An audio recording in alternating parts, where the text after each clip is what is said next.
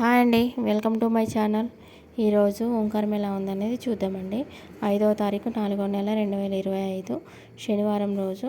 అదేవిధంగా రేపు ఉదయం ఆచరించుకునే పూజ అండి. 6వ తారీఖు 4వ నెల రేపు ఆదివారం రోజు ఉదయం ఆచరించే పూజ కూడా విందామండి. ముందుగా మన ఛానల్లోకి వెళ్ళే ముందు నా ఛానల్ని కొత్తగా చూస్తున్న వారైతే ఛానల్ని సబ్స్క్రైబ్ చేసుకోండి ప్లీజ్ అండి. వీడియో నచ్చితే లైక్ చేయడం మర్చిపోకండి. ఈరోజు ఎలా ఉంది చూద్దాం రండి. ఉత్తరాయణం, వసంత ఋతువు, చైత్రమాసం, శుక్లపక్షం, శనివారం. ఈరోజు అష్టమి. ఈరోజు అశోక అష్టమి. ఈ అష్టమికి చాలా ప్రత్యేకత ఉంది. ఈ అశోక అష్టమి రోజు సీతాదేవి అశోక చెట్టు కింద కూర్చొని ఉండడం వల్ల ఆమెకు శోకం అనేది అసలు రాకుండా రాముల వారు చేసిన యుద్ధంలో విజయం అనేది సాధించడం జరిగిందండి. సీతాదేవి గొప్పదనము మనం ఎన్నో చోట్ల విన్నాం కదా అండి. ఈ సీతమ్మవారు పార్వతీమాతను అదే అశోక వనంలో కూర్చొని అశోక చెట్టు కింద కూర్చొని అశోక పూలతోటి అమ్మవారిని పూజించడం జరిగింది. ఆ గౌరీమాత అయిన పార్వతీమాతను ఇలా పూజించడం వల్ల ఆ సీతమ్మకి ఎలాంటి శోకం అనేది తన దరిదాపులకు కూడా రాకుండా, అదేవిధంగా అదే టైంలో రాముల వారు కూడా శివయ్యకి పూజించడం వల్ల కూడా అతను చేసిన ప్రతి యుద్ధంలోనూ విజయం సాధిస్తూ వెళ్ళాడు. కానీ తనకి ఎలాంటి శోకం అనేది మనకి దరిదాపులకు కూడా రాకుండా ఉంటుంది. కాబట్టి అంత మహత్కరమైన రోజు కాబట్టి ఈరోజు దుర్గామాతను నామస్మరణం చేయాలండి. కాబట్టి ఈరోజు మంత్రబలంలో ఓం ధూమ్ దుర్గాయ నమః, ఓం ధూమ్ దుర్గాయ నమః, ఓం ధూమ్ దుర్గాయ నమః అని కుదిరితే 108 సార్లు అందరూ జపించుకోండి. ఇలా జపించడం వల్ల మనకు అన్ని శుభాలే జరుగుతాయి. మన జీవితంలో కోపము రావడం సహజం, కానీ అందులో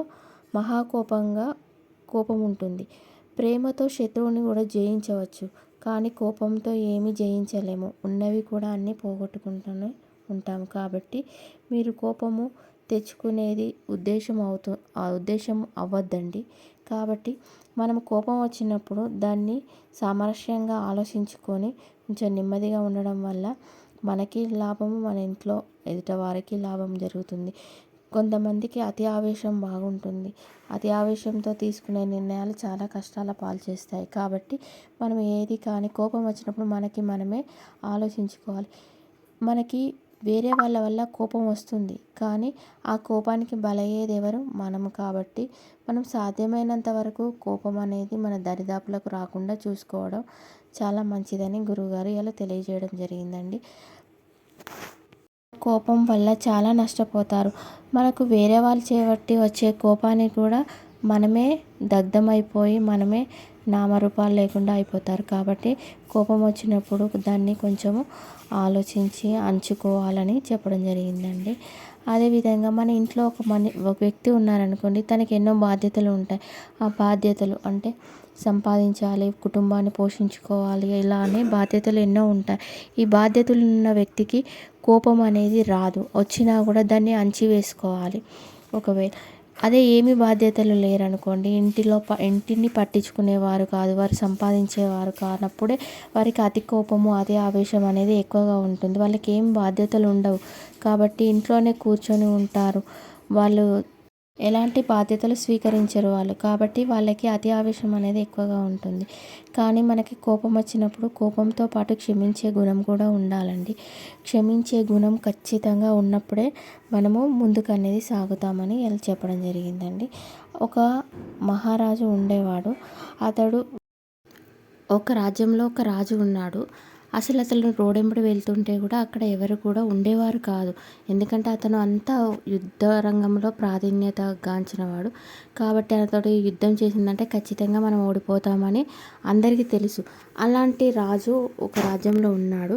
కానీ వాళ్ళు ఒక రాజ్యం పైకి దండెత్తుదామని అనుకుంటారు. కానీ అప్పుడు వాళ్ళకి తెలిసి ఇంకో రాజ్యం వారికి వాళ్ళు ఏం చేస్తారంటే, ఆ రాజ్యంలో ఉండే మంత్రి, మనము యుద్ధంతో చేస్తే మనం యుద్ధంలో అపజయమే పొందుతాము. కాబట్టి మనం అలా యుద్ధాన్ని చేయొద్దు, మనము సామరస్యంగా వెళ్దాము, మనము తెలివిగా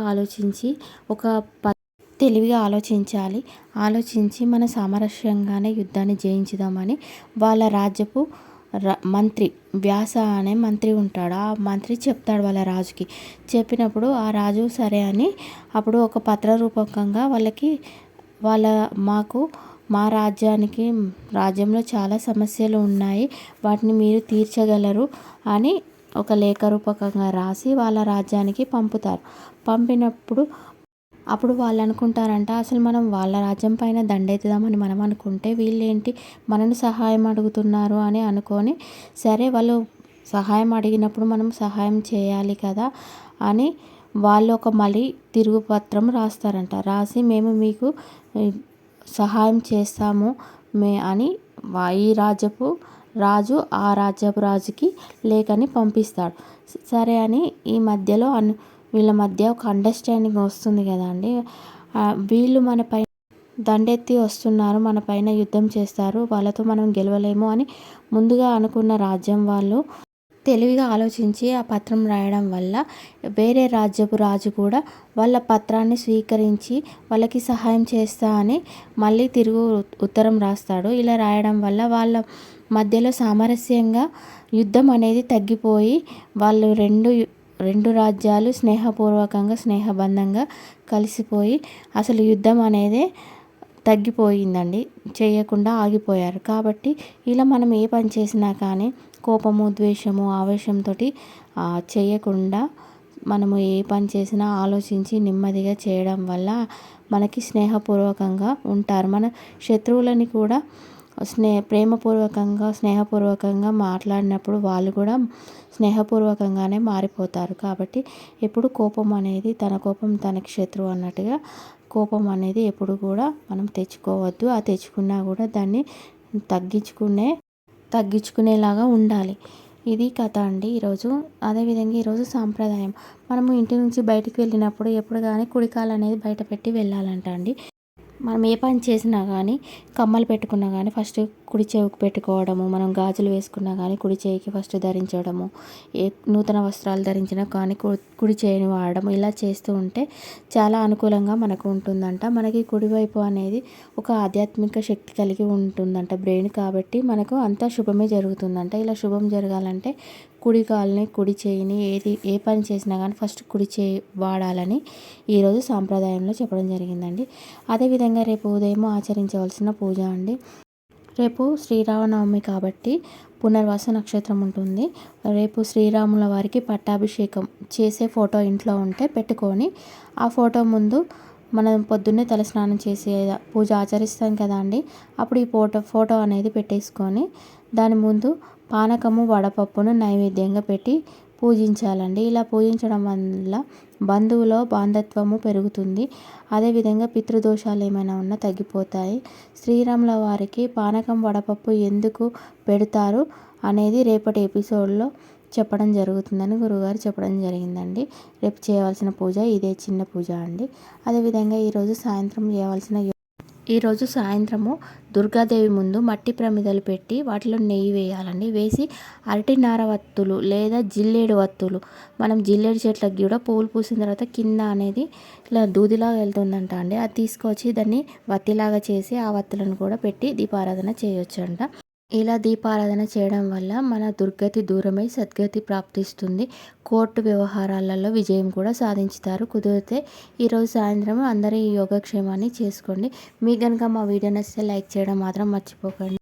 కొత్తవారు నా ఛానల్ చూస్తున్నట్టయితే నా ఛానల్ని సబ్స్క్రైబ్ చేసుకోండి ప్లీజ్ అండి. Thank you for watching.